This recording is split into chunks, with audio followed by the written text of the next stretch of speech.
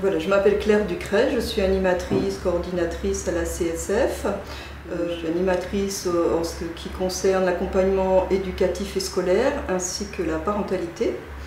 Nous accueillons une bonne soixantaine de jeunes, du CP jusqu'à la terminale. Donc l'accueil est en fonction évidemment des classes, hein, on ne prend pas tout le monde en même temps. Donc le lundi, mardi et jeudi est réservé aux activités des classes élémentaires et le mercredi après-midi et le vendredi aux collégiens et lycéens. Je m'appelle Ingrid Candy, je suis en licence professionnelle intervention sociale, coordination et développement de projets pour les territoires.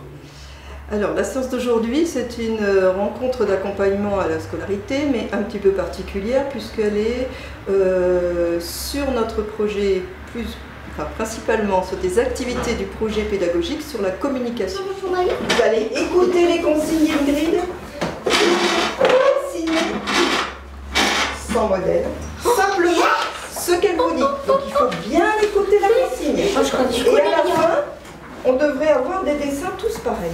On va voir. Alors écoutez bien. Alors déjà la feuille, on la tient dans ce sens-là. Au milieu de la feuille, on fait un gros rond. Au milieu de la feuille, on fait un gros rond. Allez, on mange pas de vrai. Au milieu de la feuille. Et au-dessus. Entre les deux ronds, donc je vais faire deux traits horizontaux. Comme... Là, je me suis horizontal. Ici, je me suis fait comme ça. Oh là là, j'ai pas bien fait le dessin. Entre là. Moi, j'ai fait entre les deux. Un grand Il en faut et un petit. Un grand qui et sont un pas... petit. Oui, mais ils sont pas entre les deux. On verra si ce sera le même dessin que moi. Quand on dit au-dessus, ils ne savent pas où c'est. Quand c'est horizontal, ils ne savent pas ce que c'est. Donc il y a des quantités de termes de vocabulaire qui peuvent passer par ce jeu, C'est vrai. alors qu'ils ont l'impression de faire un dessin.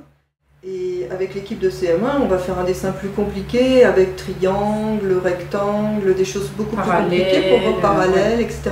Et on s'est dit que finalement, ça, c'était important. Ensuite, sur mon gros rond, je fais plein de petits traits qui descendent. Au milieu de mon gros rond, je fais plein de petits traits qui descendent. Au milieu de mon gros rond. Si par exemple l'enfant dans le jeu ne sait pas traduire le mot horizontal, ben on va aider en faisant un geste, ou vertical, ou au-dessus, ou à droite, à gauche, etc. Et du coup l'enfant va comprendre le terme et peut-être que ce sera plus facile pour lui de l'utiliser ou de la prochaine fois. Tout en bas, je vais faire deux petits traits. Et au bout de ces petits traits, je vais faire des petites chaussures. Je vous montre. On vous montre le modèle. Vous voyez que c'est difficile de dessiner sans avoir un modèle. Bon, là, donc l'idéal, ce serait de prendre un temps pour accueillir les enfants, faire vraiment un sas entre ce qu'ils viennent de vivre avant, enfin ce qu'ils ont vécu avant et ce qu'ils vont vivre là. Donc ils sont dans un autre contexte, avec d'autres personnes, et on va faire d'autres activités, donc de passer de l'un à l'autre. Après, il va y avoir l'activité, qui soit on a toujours un temps collectif et un temps plus en petite équipe. Et l'idéal, c'est de reprendre un temps collectif à la fin pour faire un petit débriefing de ce qu'on a fait, de ce qu'on a vécu, comment on l'a vécu, etc. Voilà, c'est l'idéal. Tu es prêt à tousser? Mais il en a fait 9 là.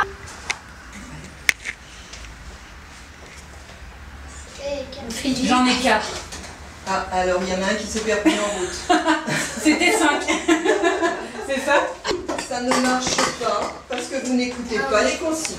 Non, pas de photo. Allez, On recommence et là je voudrais que ça arrive le bon chiffre. Alors, on va maintenant laisser les feuilles sur la table et on va venir se réunir en rond sur les chaises. Et Brian, il va commencer à lire la feuille de construction de notre dinosaure. T'as entendu, Brian? Yes. On écoute Brian. Première étape.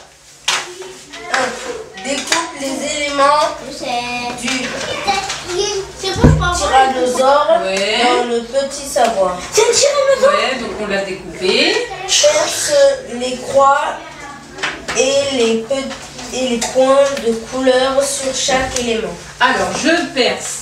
Appuie bien. Allez, appuie, appuie. On n'a pas besoin. Là aussi, au milieu. Là, sur les contours. On n'a même pas Ok, ensuite on colle. Si j'appuyais. Alors, je prends ma petite pâte. Je Moi, fais cette mon fois-ci, petit je peux trou.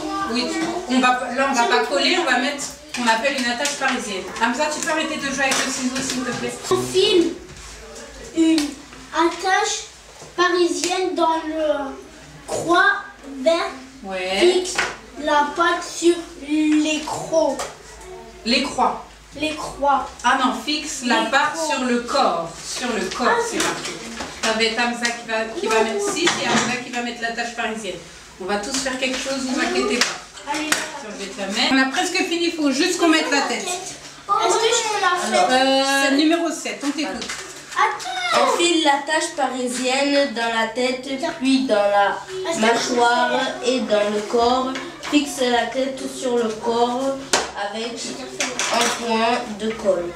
On voit qu'une patte. C'est bon, elles sont là, nos deux pattes, regardez. Est-ce que je peux faire la petite tête? Est-ce que ça peut bouger? Là, on a presque fini, il faut juste qu'on mette la tête. Est-ce que je peux la faire? Numéro 7, on t'écoute. Attends. Enfile l'attache parisienne dans la tête, puis dans la mâchoire et dans le corps.